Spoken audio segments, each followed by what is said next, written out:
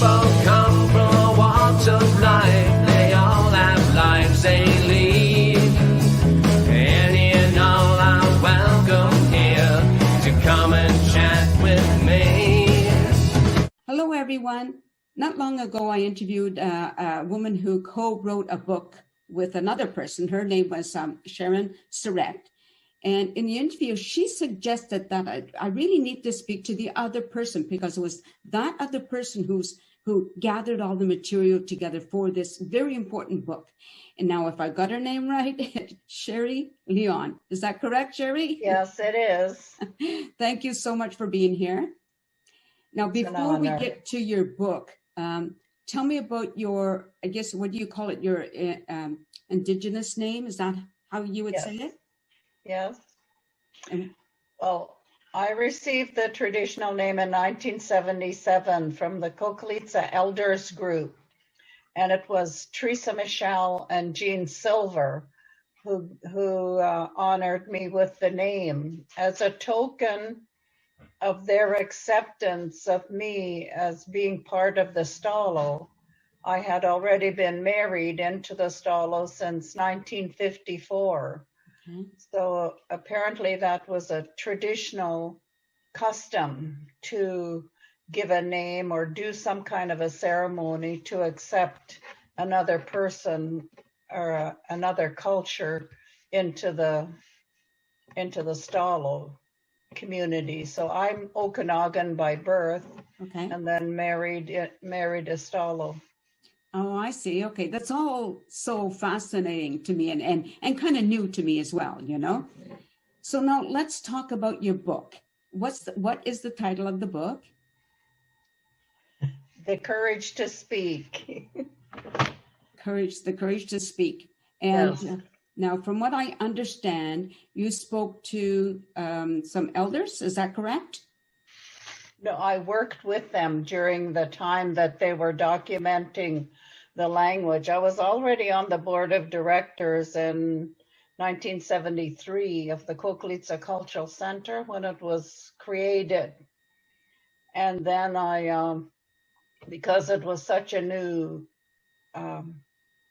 concept for the Stalo and having a cultural center, the first board of directors was appointed by the chiefs to have a cultural center for the whole province then. And then somehow I got delegated into becoming the coordinator for the Stalo Seattle program, really. And Brent Galloway, the linguist, was contracted to work with the elders to document the language almost simultaneously. But I was so, being an outsider, so to speak, coming into the Stalo culture, I was like a sponge trying to soak up everything I could to be able to appreciate the culture I married into more. And of course, I missed my own, not being part of my own any longer, except now and then. So I just sat in on the meetings and talked to them in between time and sort of was a listening post for them if they were talking about their confusion about concepts that the linguist was bringing up, then I would try to explain. Not that I knew anything about linguistics either. Okay, so then, but tell me how the book came about. Well, throughout the years, I always yearned to write about the elders, but I wasn't about to go back to school and learn to get more educated about how to be an author.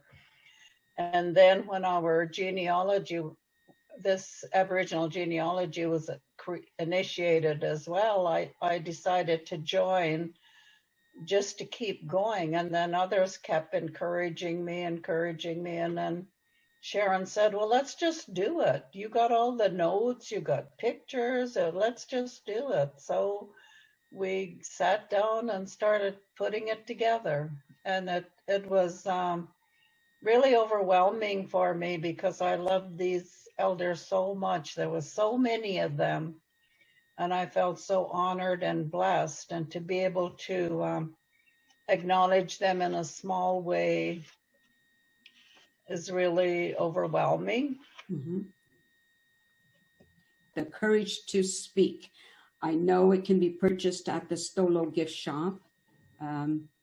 And Sharon had more information to give me, which will be aired as well, you know. So can you tell me about some of the things that went into the book?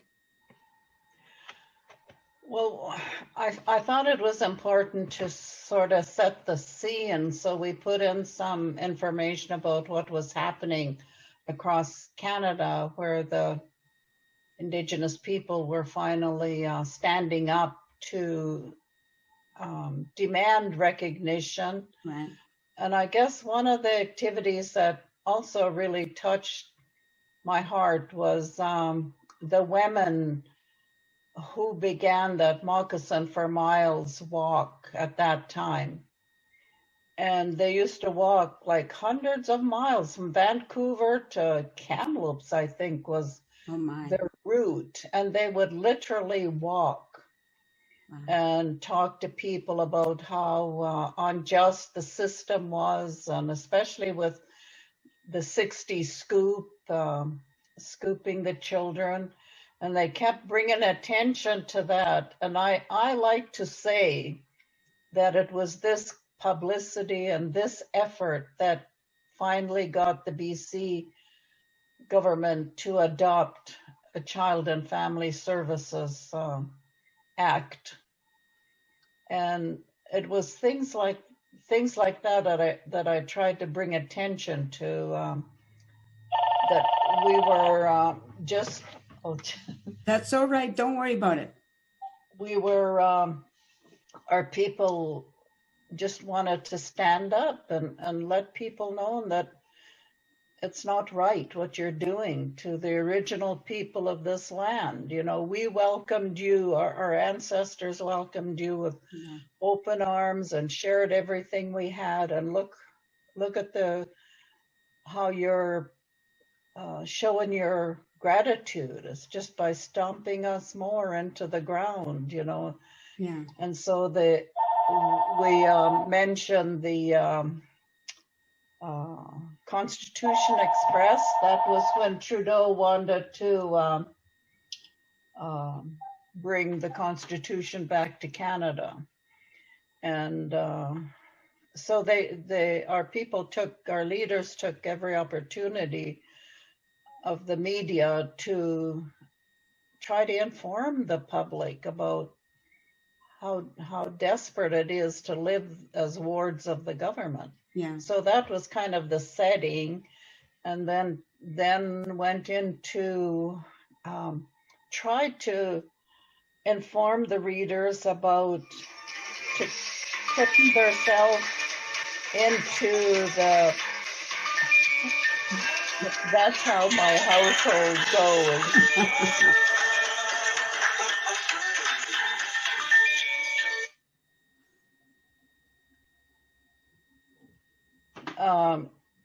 Putting themselves in the place of the elders, you know, they didn't have a good experience with the very first residential school. And then to be introduced to the concept of the cultural center, and then almost immediately asked to start documenting the language. And they kept saying, we put the language asleep. It's way back in our tape recorders, meaning in their brain, because there was no need for it. It was time to adjust to the English language. And now you want us to remember, it's going to take time and you have to be patient. But the effort had already been started with a federally funded project with the Skokale Band and a few of the leaders, and they had been meeting with elders in their homes and tape recording, and it was a very beginning process. And then when Coquilitza started, there was more people got involved, more educated. Bill Mussel was one of the initial board members, Mary Lou Andrew, who's well known in media. I was always the background person. I didn't like to be in the media because I wasn't Stala, probably. I didn't really think about it, or maybe I was just shy. Nobody would ever believe that, though. Listen, I hear you. People don't believe it about me, but that's just when I'm out in public.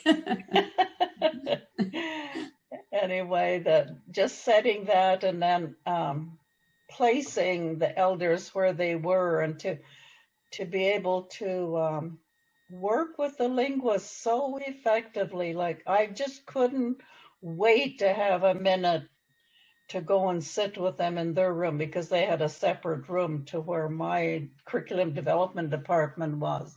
Right. And listening to them debate with this well-educated person, you know, and just admiring them so much that they were able to not only be stern, but they were kind and they were so full of joy. You just couldn't, it's hard to imagine what it was like unless you were there. Right. You know, it was a job I had, but I always couldn't wait for the day to begin and to go into work. You know, haven't had a job like that since. How wonderful is that, isn't it? That's wonderful. Yeah. So let's just promote the book a little bit here. They could probably order it online. Through our ancestor Aboriginal Genealogy Facebook site. Okay. All the information is on there. And this was the original elders that okay. Some of the original ones. And we used to work out of remember the little heritage house that was right by Vedder Road on the Coquilitza property? We operated out of what used to be at the beginning the principal's house, and then it became the doctor's house when the Coquilitza building became a tuberculosis hospital for the whole province. Wow. So, you know, some of the experiences that our people went through is just so hard to put on paper, because when I first got married, got my driver's license, one of the busiest demands on my time was from elders in our community of Ts'aelas, which is kind of isolated, to drive them to the Coquilitza Tuberculosis Hospital to see a doctor. And sometimes they would be so ill they couldn't hardly walk. And then we'd get there and they would be treated so badly.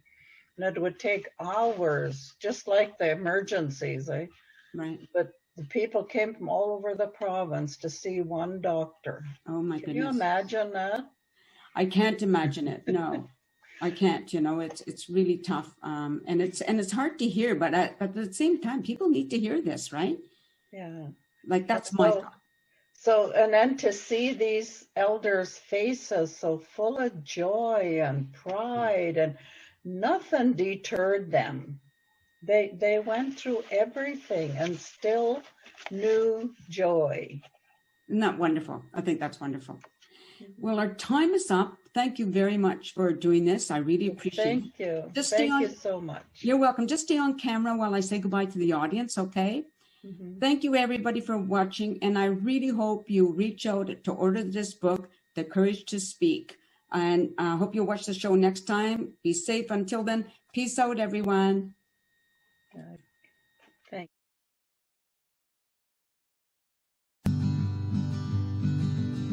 A sense of community till the wax a place to be. A sense of community when you're free.